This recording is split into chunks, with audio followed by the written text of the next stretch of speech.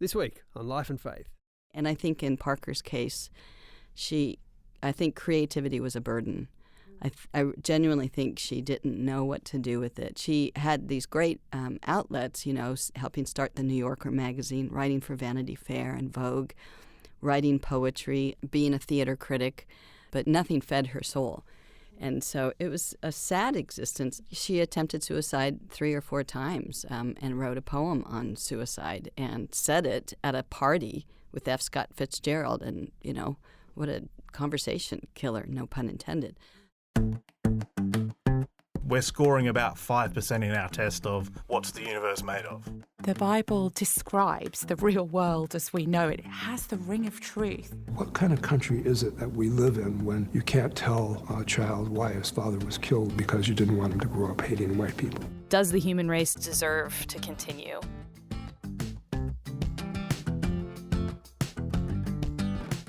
This is Life and Faith from the Centre for Public Christianity. I'm Simon Smart. Now, I don't know how often you might have this experience, but you come across the story of someone, might be a writer or a figure from history, and you think, how come I've never heard of this person? They sound amazing. Well, Jo Kadlecek has found 3 of them, and they're all called Dorothy. You might have heard of one or another of them, but all 3 were working at the same time from the 1920s onwards, and they were trailblazing women writers, enormously talented, unconventional in their lives and in their loves, and I have to say they're unjustly forgotten today. Well, Jo has been a journalist and a novelist and a teacher, among other things. She's been doing that for years, but she's just seen her first play performed at this year's Sydney Fringe Festival. It's called Speak Easy, and it brings together these 3 Dorothys: Dorothy L. Sayers, Dorothy Parker, and Dorothy Day. Natasha Moore went along to the play and also spoke to Jo about why she's been trying for so long to get these 3 very different women in a room to talk to each other. Natasha has this conversation for you with a few snippets from the performance to bring the Dorothys to life. I should say at the beginning that while there's nothing graphic here, there are adult themes, so you might want to show some discretion in terms of who's listening with you.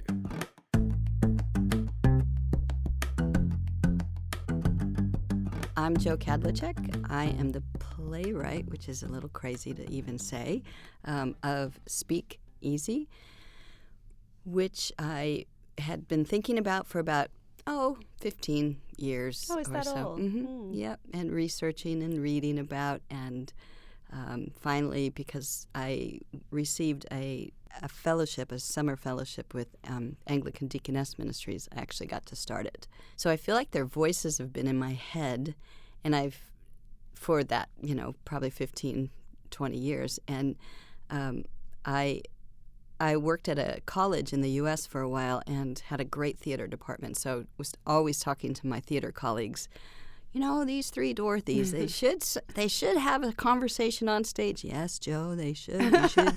You should get to that. So when I finally got the fellowship from ADM and it forced the issue, it was such a buzz because it was as if the voices in my head from each Dorothy finally got out and were in the same room, so to speak, on the same page. There is a 4th Dorothy in the play. Tell me about her, and was it always going to be about her? How are you going to bring these 3 Dorothys together? Well, that's why one of the primary reasons I think I've avoided it for so long, because I wasn't sure how to bring them together. How do you bring in these legendary writers, 2 of whom were born the same year in 1893, Sayers and Parker, and Day was born only 4 years later, but they all came into their own in the 1920s as women writers making a living, which is so unusual. And that's why I thought, how do you get them on stage when in real life they never met?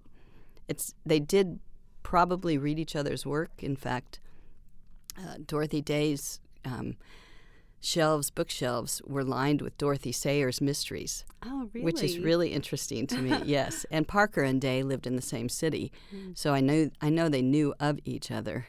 But how was I going to get them on stage without it being, contrived or unbelievable. And the only way I could figure out how to do that was through the lens of another writer. So the other Dorothy is a fictitious writer who, like all of us as writers, can't figure out our own voice until we've read a lot of other voices. So it's really taking her journey, Dorothy's journey, Dorothy Jemima, or DJ, because she doesn't know why she's named Dorothy. So she's pregnant, she's on a deadline, and she's still reeling from the death of her mother when her husband surprises her with these 3 boxes that have Dorothy written on the side. And he's found them as they were cleaning out her mother's home. And they assume that they're old works of hers, but with each one that she opens, she discovers one of these other Dorothys. And then she can't understand why her mother would have left them for her. So that's the journey that she has to go on. Let's talk about each of the Dorothys. Okay. I want to start with Dorothy Sayers, partly because she's the one that I know the best and I really like her. Good. Do you have a sense of why she's not better known? I think she's great. Agreed. And she's Dorothy L. Sayers, as you'll remember. That's a line in the play. Well, that's another line in the play. Who nobody ever remembers women writers. And in Christian circles, people are more likely to remember her male counterparts at the time, C.S. Lewis and Tolkien. Although, Dorothy L. Sayers really held her own and actually challenged Lewis on his theology a couple times. So why isn't she better known? I don't know. I mean, I think her fiction, detective fiction is one thing, and there's a Dorothy L. Sayers Society. Mm-hmm. There's a Lord Peter Wimsey Society. So she still has fans without question. But her essays on culture and Christianity are fascinating and I go back to them regularly, because I feel like they help you understand so much of the creative process through a Christian lens. Her book, The Mind of the Maker, is a theology of creativity, using the Trinity as a metaphor for the process of creativity, of any kind of creative act. So it could be that she was in too many different genres, and that is problematic for agents. They're not sure quite what to do with this woman who wrote advertising copy, detective fiction, pop culture, essays, radio dramas, and then translated Dante. She's a force. She's got a hurricane of thought in her head, and that came out. I mean, there wasn't a time when she wasn't working, when she wasn't writing. And the other thing is the advantage of telling the truth is no one ever believes it. No one ever believes the truth. No. Said Lord Peter Wimsey, my resident sleuth. In what sense would you say that Sayers was or wasn't a woman of her time? What a great question. When they came into their own in the 1920s, the whole Western world was shifting. I think Sayers came onto the scene. She was a daughter of an Anglican minister, and that never left her, but she sure did question it in interesting ways. And so she honored them, but she also loved writing and decided that she was going to be an academic, so one of the first women to graduate from Oxford. And her father arranged for her to have different opportunities in publishing, and just because she was so creative, she wanted to honor the traditions of the time, the Christian and spiritual traditions of the time, and that grew more and more in her journey. But I think she also didn't always know what to do with that. I rarely know how I get anywhere. In fact, it would be a perfectly good thing to put on my tombstone. Wherever she went, including here, it was against her better judgment. First woman New York writer. Dorothy Parker. To the extent that people know about or have read her, the thing that she's most known for, the one word that we kind of associate with Dorothy Parker, is wit. Yes. How do you get to be a person who that's your reputation, that you're witty? Right. Well, I think Dorothy Parker is such an interesting bird because she too has an international following. To this day, there's a Dorothy Parker Society. The Sydney Morning Herald ran a little section over the weekend in the Spectrum on the play. What did they include? A picture of Dorothy Parker, not of the others, and not of the one we sent, but it was Dorothy Parker. And I think she grew up in a Jewish family in New Jersey, but was educated in Catholic schools. And because she knew real sorrow, her mother died young. Her father was really always busy, and he died in her early 20s. So she called herself an orphan. And I think because she knew such sorrow, deep sorrow, but didn't know how to deal with that, she used humor as a mask. So she wrote all the time. I think it was accidental. Because there was not television in the 20s and radio was only just beginning to be a thing, people were writing little verses and sending them to the newspaper, and that was their kind of form of entertainment. Well, she saw her father doing that, and she decided she was going to do that. So one of the first ones that got accepted was the poem "Women a Hate Song," So, whereas as one of her biographers says, she made quote unquote mashed potatoes of women. Yes, so I think that wit, though, that it came from a dark place, and I think in Parker's case, I think creativity was a burden. I genuinely think she didn't know what to do with it. She had these great outlets, helping start the New Yorker magazine, writing for Vanity Fair and Vogue, writing poetry, being a theater critic. She had these great outlets, but nothing fed her soul. And so it's a sad existence. She attempted suicide 3 or 4 times and wrote a poem on suicide and said it at a party with F. Scott Fitzgerald. And, what a conversation killer, no pun intended. The Algonquin is a hotel in New York City. In fact, it just recently celebrated the 100th anniversary of the Algonquin Roundtable meetings. It was a group of very, very irreverent writers who were just emerging in the literary scene. And Parker was a member of the Algonquin, and they would have lunch together. There were probably 10 to 15 writers who would meet every day at the Algonquin. But, they were the lost generation.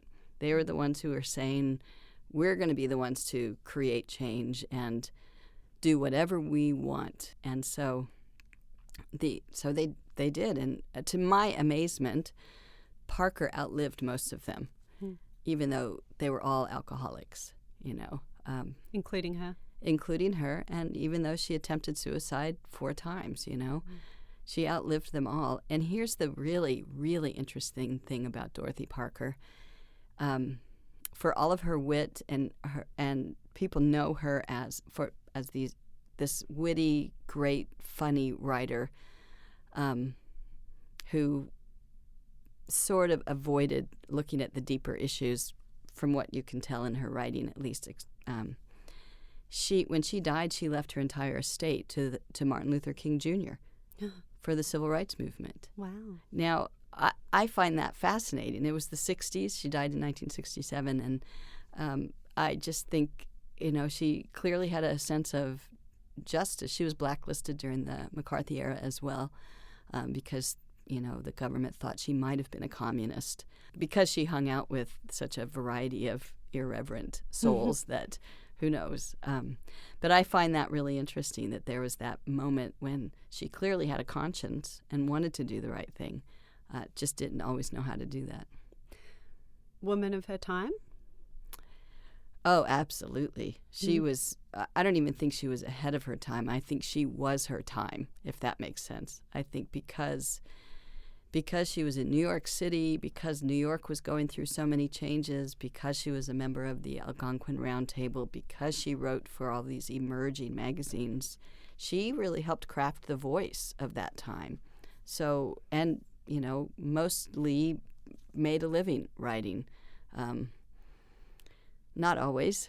And there are moments when you read her biographies when you just really feel for her because she had no money. And there are pictures where she looks like she's a homeless woman who hasn't, had a bath for days. And fascinating character, enormous talent.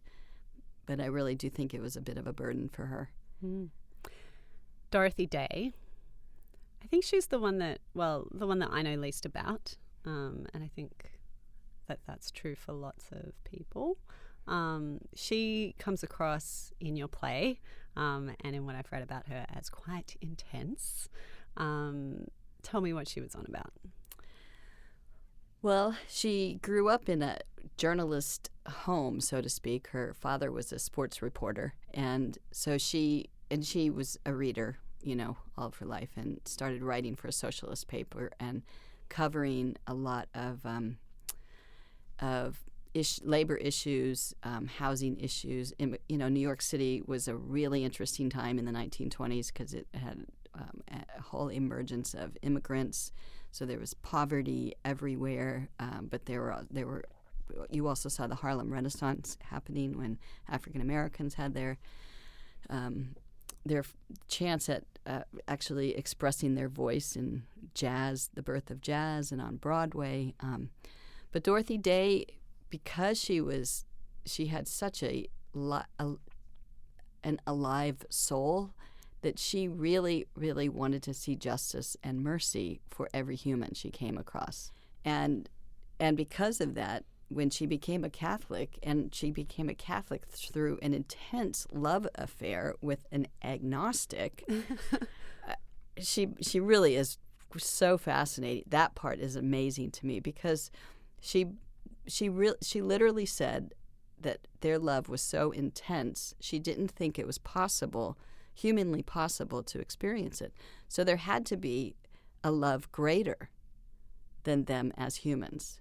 And that's what set her off on her spiritual journey. And she was living in Staten Island, just across from Manhattan in New York Harbor. And the only people around her, besides her very agnostic, kind of mean-spirited partner, he wouldn't marry her, were Catholic nuns. So when she got pregnant, he wanted her to abort. She refused. Then she decided to have the baby baptized, and the experience of having a child was quite spiritual for her as well. When she had the baby baptized, it caused a wedge in her relationship with her partner, but then even more so when she told him she was going to be baptized in the Catholic Church, and because he said, "If you do, I will leave," and so it became a choice of love for her. Wow. And so she went ahead and became baptized. He left. A few years later, the Depression hit, the stock market crashed, and the Catholic Worker Hospitality House was born. And she lived the rest of her life in Catholic Workers, advocating for the poor and homeless, offering a bowl of soup every night. I've been to the Catholic Worker in New York City. It still exists. Some call me a radical. But really, I am the mere hands of God giving away love. Now we've got a saint on our hands. Saint. I don't want to be dismissed so easily. The long, lonely... And the irony, too, about Dorothy Day and her activism, because that's really, she just lived her faith, was that she used to cover women's rights, women's protests and marches for voting, and then was jailed and tortured in jail for doing that, and never voted in her life because she didn't believe in giving any kind of credence to the government. So never paid taxes, never voted, never had an income from the time that the Catholic Worker began until she died in 1980. She's now up for sainthood within the Catholic Church. She was quite the pacifist. She handcuffed herself to Times Square during World War II to just protest that this is a war where people are going to die, and didn't want to see any kind of conflict. But that's pretty radical, you know. She's the one, when people find out about Dorothy Day, who might not have a faith perspective. Many in the cast, for instance, when they have discovered Dorothy Day, they find she's the one they seem to respect the most. And I think it's because she lived out her faith in such a radical, compassionate way in caring for those on the margins. Would you call her a woman of her time? I don't think she would call herself a woman of her time, because she never liked her times. And I think she was a woman of her time in the 1920s, but when the Catholic worker emerged and the Depression hit, she was always kind of countercultural. So not even kind of, she was really countercultural. And so I think she was always protesting the times, especially if there were injustices. One important thread through the play is this question of motherhood. DJ, the main character, is about to have her first child. Was that kind of central for you? Was that, did that come early or late in the process? What was that for? Yeah, and pregnant, as well as reeling from her mother's death and a lot of unresolved issues with her mother, the mother-daughter angst thing.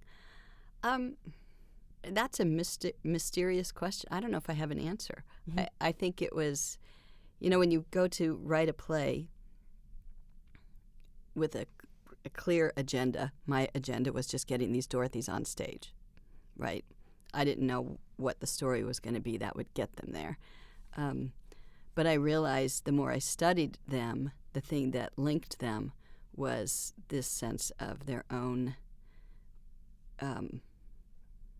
identities as mothers, and how that formed them as women as well. And so there's also a bit of I think there's some metaphorical things that happen, children, writing, process, creativity, birthing new ideas, etc. So there's some metaphorical things that happen. But, each woman in her most vulnerable state had to confront the loss of a child. So Sayers became pregnant out of wedlock. Now, she's the daughter of an Anglican minister. This is not going to go well. And so she hid it. She was really ashamed. She hid it. She took herself away to a home, stayed there just told people she was ill, had the baby, asked her cousin to raise the baby, and left him there. And that child grew up thinking she was Cousin Dorothy, because she supported him financially with her writing. But her parents died not knowing they were grandparents. And that is always really sad to me. And this great paragon of the Christian virtue has this secret that kind of puts her off of the pedestal for a bit, if you will, to evangelicals who want to say that she's marvelous. Well, she's like all of us, Dorothy Day had an abortion, and it was quite upsetting for her. And as a Catholic, she obviously could not come at that. So when she became pregnant, her partner wanted her to abort, and she said no because it had been too traumatic for her. So she had the baby, and it was actually that spiritual experience that really drove her to God and to her faith as a Catholic. And was she a great mother? Well, she raised her daughter amongst the homeless in community living, and often had either someone from the Catholic worker or local nuns taking care of her as she was traveling. So that one's up for grabs. But and then Parker, I don't know how many abortions she had, because she was she was with so many men, but it certainly fed into her own sense of self-worth or lack thereof. There's a line in the play where Parker actually says after that the doctor confirmed for me I was wicked to the core, evil. I was sure I'd seen those tiny hands. And in the hospital, I left the hospital, but it did not leave me. So she joked about that, as of course, she had to get back to hiding with her humor. So her big joke about her abortions became, serves me right for putting all my eggs in one bastard. So there's such a layered sorrow to that sentence. You laugh at it, but you go, oh, ouch. There's a real pain that's come out of that as well. So, but she used her humor to hide a lot of things. So that was an interesting. I knew that we'd get to that point in the play, just because of their commonality. But when I realized what had to happen for DJ being pregnant, I did not see that coming. I was working on the ending, and I realized what had to happen, and I was a mess. So I did not see it coming. But you have to go with the story. So, yeah. Do you think that the three Dorothys would actually have gotten on had they met in real life? Maybe. I think they would have been polite to one another. I think Sayers would have been genuinely intrigued by Parker and Day's activism. I think Day would have been a bit annoyed and judgmental of both, but would have given them her last shirt if she had to. And I think Parker would have probably said, let's drink. So let's have a whiskey. And would have, explored some issues about writing with them. But Parker wasn't great with women. She loved being around men. So I think actually all three are sort of in that camp, which is why a conversation for them on a stage is really interesting to me. Did you have a favourite Dorothy? Yeah, Dorothy Parker, definitely my favourite. Why? I don't know. I think I could relate to her in a lot of ways. A very strong female character. Yeah. Oh, I thought the play was fantastic. I actually had never heard of those three women writers, and now I want to go more. I mean, Dorothy Parker, I had heard of her, really great clips, but the other two, I actually will go and find material, read up. It's great. Yeah, I really enjoyed it. I thought it was original, totally unexpected. Thoroughly enjoyed it. Did you have a favourite Dorothy? Oh, yes. Parker. Why? Because I think I related to her. Tell me, for the record, your name and your relationship to this play. Nicholas Papadimitriou, the biggest name in showbiz, and I'm the director. Did you have any history with the Dorothys before this? Dorothy Sayer I knew little of. Dorothy Parker I've always loved, and I've got a number of her poetry books. I think she's pretty spectacular. And Dorothy Day I've actually fallen in love with now, because she seems to me the most kind of amazing, because she retained a lot of her kind of outrageous kind of original self, and then after she converted or found religion and faith, she still remained a very tough old broad, and she still was very pro-life, pro civil rights, pro the poor. She kept all her old values, but kind of morphed them into a newer value. And I found that really fascinating, that she juggled both and remained herself, which I find quite interesting. Do you have a favourite Dorothy? Is that like asking you to choose between your children? Well, that's part of what happens in the play, isn't it? She has to decide at one point, and then she says she can't. I probably resonate the most with Sayers, with her nonfiction. I have found it's been the most helpful for me as a writer of faith. But I can, I'm in awe of Parker's wit, and I'm perpetually challenged by the Catholic worker. How do I live out a sense of faith? How do I care for those on the margins? How do I best respond to those who are in need? So I find that they are mentors, all three, in very different ways. And, my creative partner, Allison Chambers, who plays Parker in the play, and I have started a theater company, and it's called Joining the Dots Theater.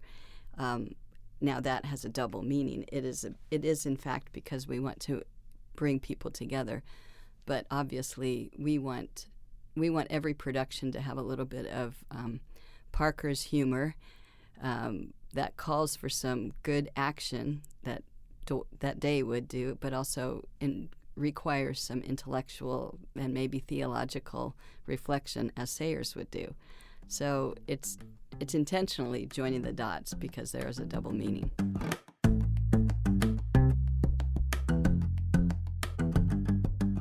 This has been Life and Faith from the Centre for Public Christianity. I'm Simon Smart, and Natasha Moore has been speaking with Jo Kadlecek.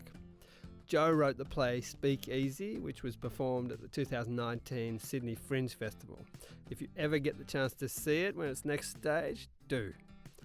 In the meantime, if you want to find out more about Dorothy Sayers in particular, we've got a whole Life and Faith episode on her, an interview with Amy Orr-Ewing from a couple of years back.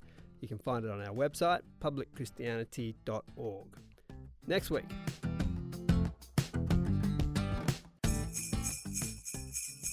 And today's the very last episode of 2019, so we thought we'd get into the end of year spirit and do some reflecting. We wanted to give you a bit of a glimpse into some of the stories behind the stories that we bring on Life and Faith. We're also going to talk about our most confronting interview, and each of us will mention our most memorable moments as well.